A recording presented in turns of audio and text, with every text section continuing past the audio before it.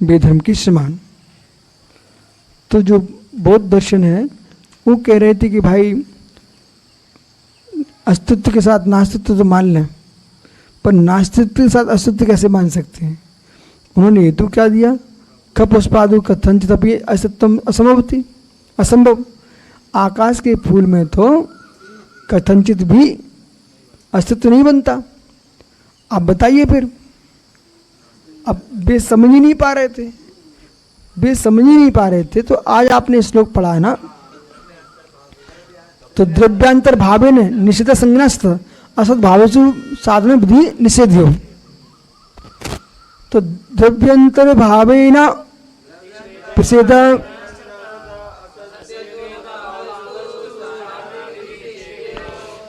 तो ये सिद्धांत है, ये त्रैकालिक सिद्धांत है। और इसको तुम कॉलेज में पढ़ा सकते हो, विद्यालय में पढ़ा सकते हो, हर स्थान पर बोल सकते हो। अब आप लोग तो ऐसे ही प्रवचन किया करो, द्रव्यांतर भावे ना निषेध संज्ञासता।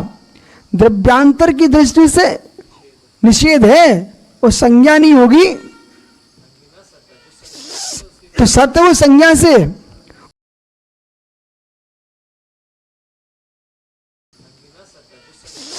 तो सत्य वो संज्ञा से, और संज्ञा से सत्य का बोध होता है, और सत्य से संज्ञा का बोध होता है। बिना संज्ञा कोई वस्तु होती नहीं है। आपको बुद्ध को पता होना चाहिए, जो भी वस्तु होगी उसकी संज्ञा होगी। तुम्हारा नाम भी तो सुगत है, तो सुगत किसका नाम रखा गया, अब वस्तु का कि वस्तु का, वस्तु का। सांतरिक्ष कौन है, नागार्जुन कौन है, धर्मकीर्ति कौन है, ये नाम क्यों, दिग्नांग कौन है, वस्तु तुम हो इसलिए तो नाम है।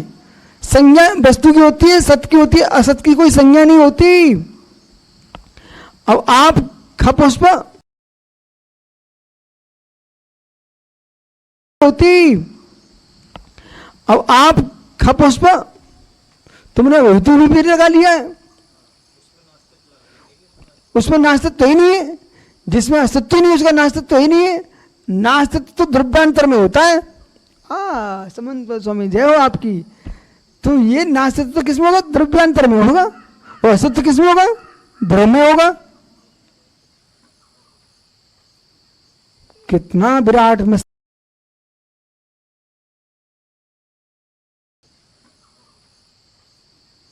कितना विराट मस्तिष्क। अब मस्तिष्क तो तुम सबके पास है। समन्त स्वामी ने कारकाएं लिख लिख करके जैन दर्शन की महिमा बढ़ाई है। कुंद कुंद की महिमा क्यों,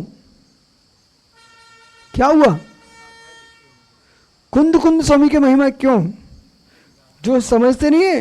देखो सुब्र साहब, किसी के मकान को गिरा देना, बिल्लो चला दे, विषय अलग है, वो तुम्हारे अपराध भी अलग के किराया करो। मकान बनता कैसे है इस पर विचार करो आप। अब एक सज्जन थे सुब्रत, हमने एक डायरी लिखी भोपाल में शंकराचार्य में। मैं हमारी डायरी उठा करके बोले मैं फाड़ने देता हूँ, बोले पानी में डाले देता हूँ। उन भाई तो समझ यार, ये मेहनत है, ऐसा मत करो। फाड़ने वाले को, पानी डालने वाले को क्या पड़ता है। किसी के बच्चे को तुमने छुरा भोंक दिए, 9 महीने माँ ने कैसे पेट में रखा, ये तो माँ को ही चिंता है, वही समझ सकती है।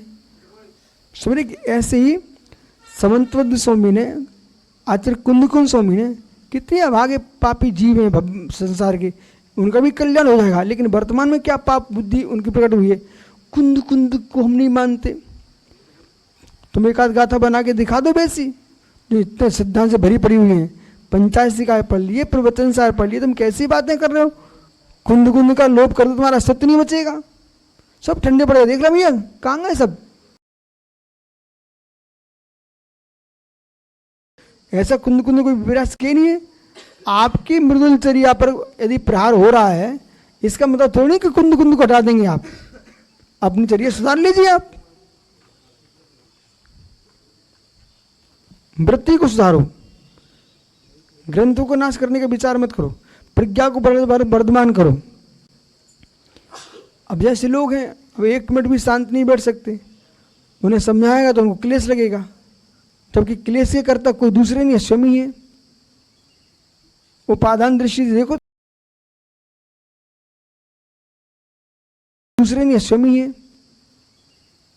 उपादान दृष्टि से देखो तो रावण के मारने वाले कौन है? रावण ही है। न करता हरण सीता का, न होता द्वंद, न होते ऐसे परिणाम, ठीक है ना। और कोई कक्षा में बैठा हंस रहा, मुस्कुरा रहा, बातें कर रहा है, तो भाई अब तुमको बदल गए हैं, ये क्यों नहीं सोचते हम कितने बदले बैठे हुए हैं।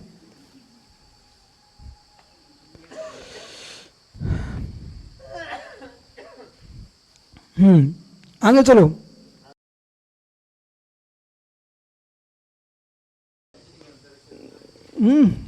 भरतहरि जो है ना, वे बौद्ध नहीं थे। और मूल बिंदु में जाएंगे ना, मूल बिंदु में वर्तमान की बात कर रहे हैं, तो वर्तमान में जैन, बौद्ध, हिंदू, इन्हीं के जो वंशज हैं वे अभी के एक ही हैं। वे सब धर्म की बात नहीं कर रहे हैं। देखो ये सब बाहर से आए लोग हैं, जो भी आए, पर हमारे देश में तो बदला सबको, समझ नहीं रहे आप। तो वर्तमान के जो बहुत सारे अन्य संप्रदाय के लोग भी जो विदेशी संप्रदाय में जी रहे हैं, उनके चेहरे दिल को वे भी भारतीय है, भारतीय हैं सब।